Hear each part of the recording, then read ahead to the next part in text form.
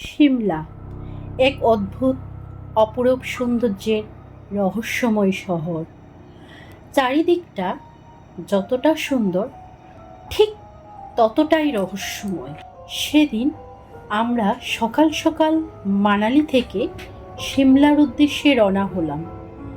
বাস কিছুটা লেট হলো, তাই যখন সিমলার বাস স্ট্যান্ডে এসে পৌঁছলাম তখন সূর্য অস্তমিত। রাত তখন 8টা। এরপর আমরা আমাদের হোটেলের উদ্দেশ্যে রওনা হই। হোটেলটি মূল সিমলা শহর থেকে কিছুটা দূরে অবস্থিত। পাইনের জঙ্গলে ঘেরা চারিদিকটা একটা রহস্যময় জায়গা। হোটেলটা দেখতে অনেকটা পুরনো হাভেলি ধাঁচের ছিল। আমার এখনো মনে পড়ে সেই রাতের গা ছমছমে রহস্যময় এক অদ্ভুত ভয়ঙ্কর অভিজ্ঞতার কথা। রাত তখন 8:30। আমরা তখন সিমলা হোটেলে গিয়ে পৌঁছেছি। সেই রাতে বৃষ্টি পড়ছিল টুপটাপ শব্দে। চারিদিকে বয়ে চলছিল এক অদ্ভুত ঠান্ডা হাওয়া। আমরা যখন হোটেলে ঢুকি তখন কেয়ারটেকার ছাড়া চারিদিকে একটা লোকও ছিল না। নীরবতার নিস্তব্ধতা যেন সিমলা সেই হোটেলটি হারিয়ে গিয়েছিল এক গভীর অন্ধকারে। যাই হোক, আমার কিন্তু সেই রহস্যময় দেখে বেশ ভয় হচ্ছিল।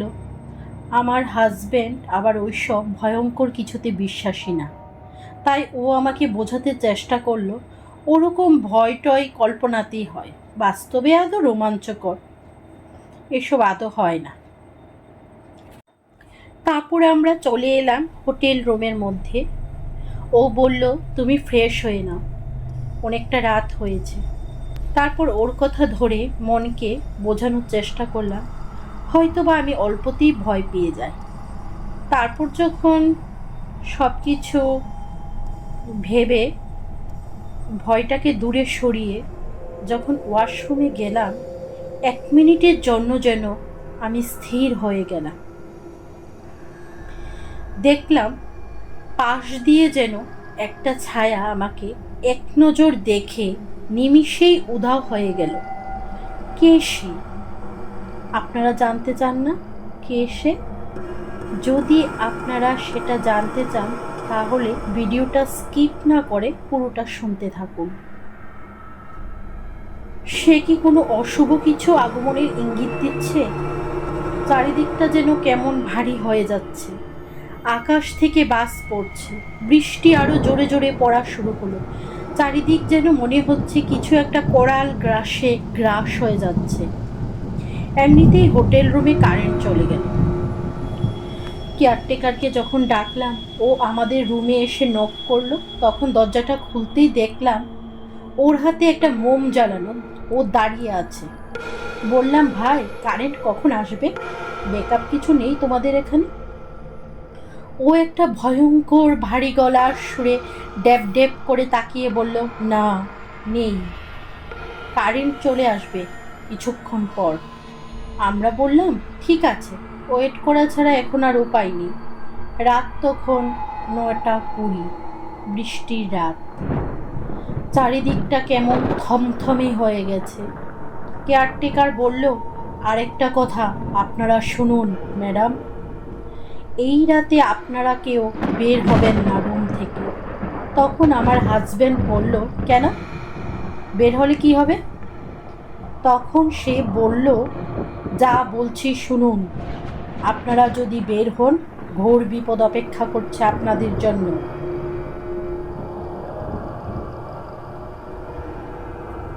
আমার হাজব্যান্ড বলল, কিসের বিপদ? কোন বিপদের কথা বলছো তুমি? কথাটা শুনে আমার কেমন জানি মনে হলো। বললাম, ছেড়ে দাও, ওকে যেতে দাও, আমরা কোথাও বের হব না। কিন্তু ও বলল, আমাদের তো বের হতে হবে, বেশ দেরি হবে না, কাছে দাঁড়িয়ে কোথাও একটা ডিনার করে চলে আসবো। ওদিকে বৃষ্টিও পড়ছে, পাহাড় যেন আরও রহস্যময় হয়ে গেছে। কেয়ারটেকার বলল, আপনি আমার কাছে অর্ডারটা দিয়ে দিন স্যার। আমি বললাম, তাই করো। তারপর কেয়ারটেকার চলে গেল অর্ডারটা নিয়ে। আমরা বসে আছি, কিন্তু আমি মনকে কিছুতেই শান্ত করতে পারছি না।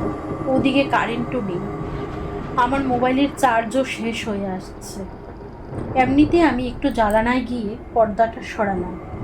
দেখলাম একটা মেয়ে আমার দিকে তাকিয়ে আছে, তার একটা বিরক্তিকর, একটা ভয়ঙ্কর চেহারা নিয়ে। বললাম, তুমি কে? কি করছো এখানে? আমার হাজবেন্ড বলল, কার সাথে কথা বলছো তুমি?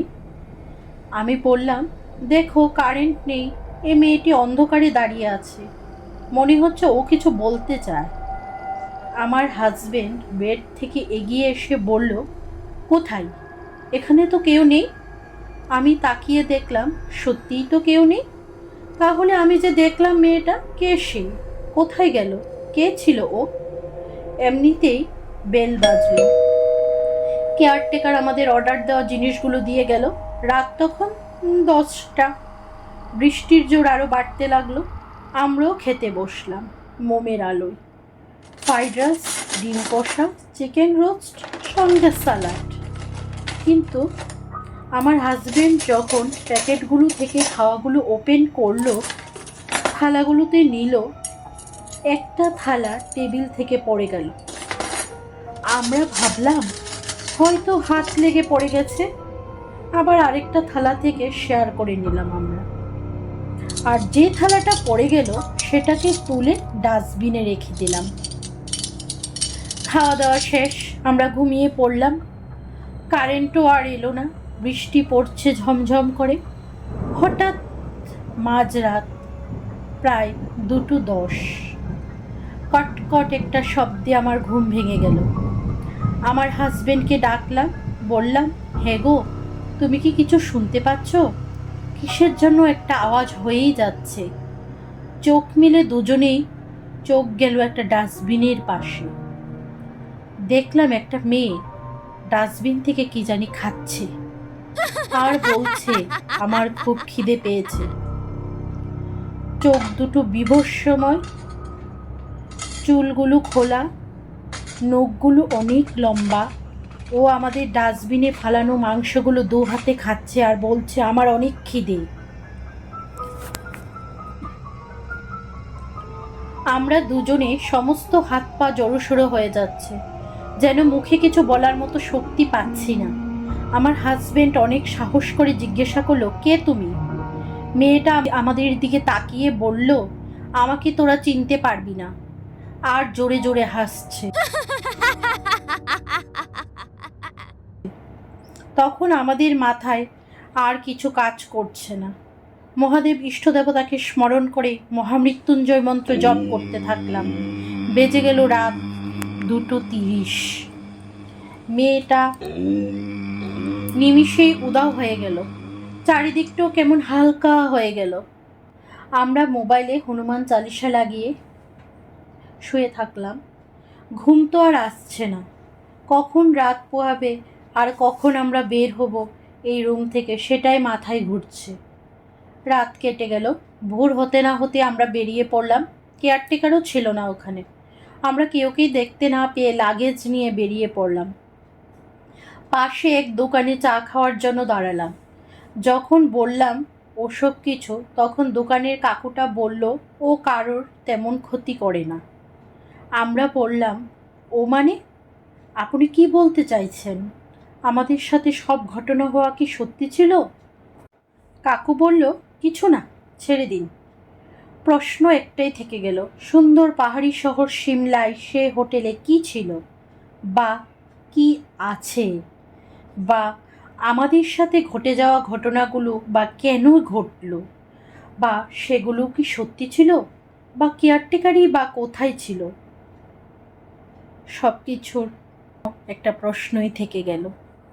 আমার গল্পগুলো যদি আপনাদের ভালো লাগে আর এরকম কিছু নিত্য নতুন গল্প আপনারা শুনতে চান, তাহলে অবশ্যই চ্যানেলটিকে লাইক, কমেন্ট, সাবস্ক্রাইব অবশ্যই করবেন, পাশে থাকবেন।